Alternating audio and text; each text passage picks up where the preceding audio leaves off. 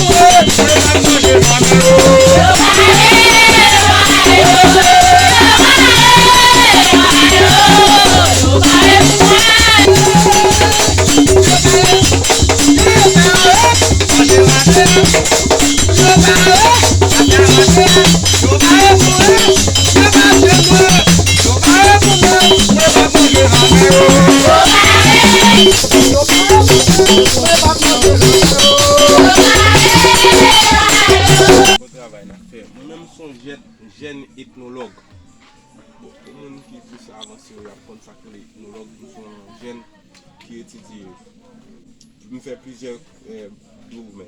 Ça veut dire que non seulement je ne fais seulement communication, mais je connais, bon, je fais ça pour nous, nous sommes dans la commune. Parce que moi, quand je quitte Gourmand depuis le 30 décembre 2000, ma vie pour au moins, je retourne à Gourmand en 2019.